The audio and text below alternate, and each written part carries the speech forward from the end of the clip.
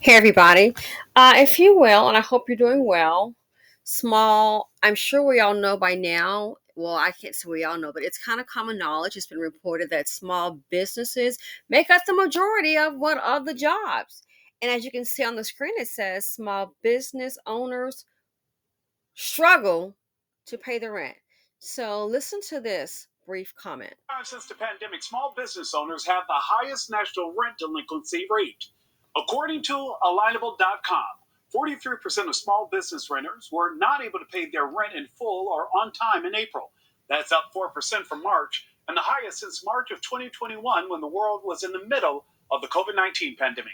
Joining me now are three small business owners: Andy Ellard, owner of the Manda Machine Company; Caitlin Swaffer, co owner of Just Baked Bakery and Deli; and Mimi Strickland, founder and CEO of the Tiny Tassel. I want to thank you all for joining me. I have friends who are small business owners, and they constantly lament to me the struggles with hiring, keeping people, retention. There are just so many challenges that come with being a small business owner. But Mimi, I want to start with you. You own a brick and mortar store in Charleston, South Carolina. Have you struggled to pay your rent or other bills? We have for the past 6 months. It's been a challenge every few months of, do we pay payroll or do we pay our rent? Wow. And it's a very real challenge that a lot of other small business owners in different spaces are voicing to me as well. And Mimi, what's the source of that challenge? We've seen a decrease in our online business and online traffic, and just engaging with our customers and cutting through the noise and distraction where shoppers are going to big box stores that we just genuinely cannot compete with. And we're seeing kind of a passive behavior from our customers where they aren't making an effort to shop small, shop local as strongly as they were in the past few years. Andy, are you experiencing the same thing? You operate a third generation family owned machine shop. What challenges do you face that bigger companies don't have to worry about, like the big box stores that Mimi referenced? Yeah, what the thing for us is, fortunately, we own our property, so we don't have a rent issue. But we have seen our business soften over the last 6 months, and revenue is declined. And so we're out trying to find customers and more business. And, we, as a capital intensive business, we have loans and we still have to pay those. And it just makes it real difficult on the cash reserves. So let's see. How can you operate a business when you're having to make a decision to navigate? Oh, gee, what do I do? Do we pay the salaries or do we pay the rent?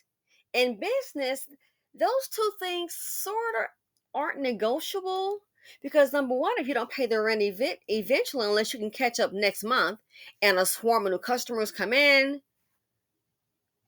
you will face eviction. Unless maybe you can try to negotiate. Paying the workers, to me, it's not even optional. They have to get paid. Why? People are already living paycheck to paycheck. So for them to go to work and there to be a delay in pay, that's going to be a disaster because the next day, more than likely, they probably won't come to work. It's a no-win. And Kevin O'Leary has been speaking about this quite some time now, about they're not helping any small businesses.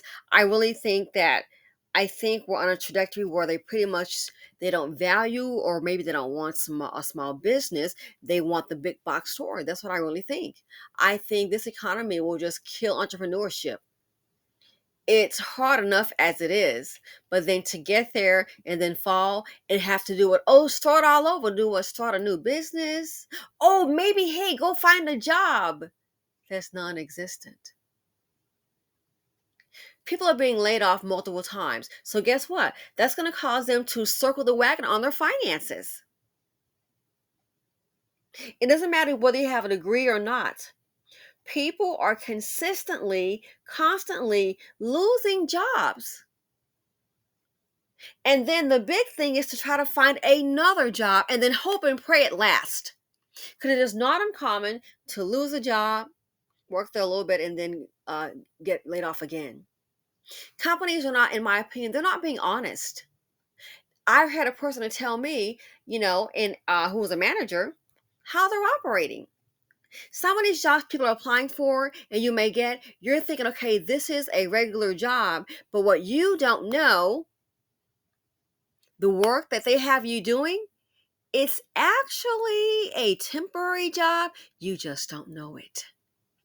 Oh, yeah, it's a temp job, but they're not going to tell you that because guess what? You may bypass it. So they'll get you in there under disguise. Okay, and here's your desk. You're going to work remote, and here's what you do, yada, yada, yada. And then once you've gotten the work down, now someone else that works there, they can maybe divide it up. You're gone. That's why I think you're seeing some of these 3 or 4 month jobs. You're like, hey, this is not a gig.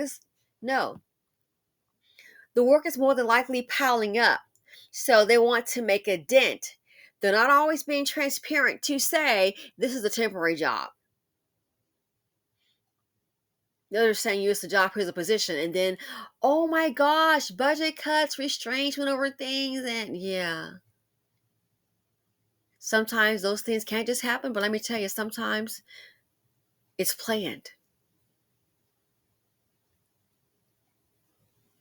So when people do get a job, they see that, let alone the experience. Even if they have any extra money, there's so much uncertainty. Degree or no degree, a lot of people can't find the job. You see, there's so much uncertainty. So guess what? People are going to cut back. I just saw a report that says, hey, guess what? And as a Starbucks shareholder, hey, people are slowing down on the lattes. Well, a lot of them aren't going into the office. And the latte money starts to creep up, especially when they're concerned about, rent, mortgage. And you would think because small businesses are the biggest employers of American people, you would think that they would invest in them, but I guess not. Because look at this. It says Energy Secretary Jennifer Granholm said last August that the agency would offer $10 billion in loans and another $2 billion in grants to help convert factories to build electronic vehicles. I have a question about it. Who's going to be buying them? Because, see, so many people right now, they can't even afford to keep the vehicle that they do have, and it's not electric. Are there going to be enough stations to charge all these vehicles? I mean, seriously, why can't some of the grants or loans go to a small business? And it needs to be at this point, I would say grants. People are right now, they are volunteering to return the call back. The repo man is coming with some. You don't have to call and come knocking. No, you look up the next morning and the bank has, hey, one of the other, no, those cars aren't workers. Those are voluntary possessions. But all this money is going into EV.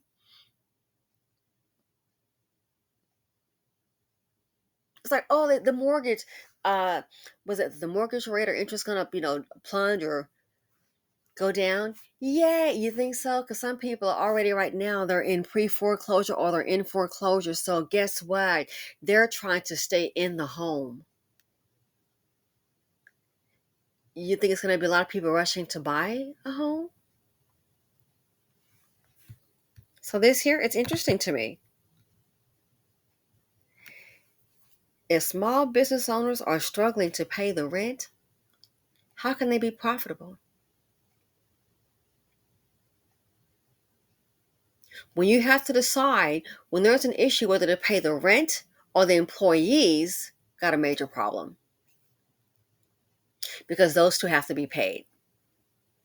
Especially the employee. People are not going to keep on, they can't come, maybe a couple of days delay, but some people like on the edge. Some people can barely afford to pay the gasoline to get to the job. It's that bad. And people are scared. I just saw a report last, a company laid off some people, and guess what happened, you guys? The people were laid off, and you would think, okay, I'm going to get my second check. Yeah, I got a little problem with that. Some people got their last check, and the check bounced. If that company files bankruptcy, good luck. The checks bounced. So what do? Especially at a time when Americans are reportedly living paycheck to paycheck. They can't afford a bounced payroll check. They cannot afford not to get paid.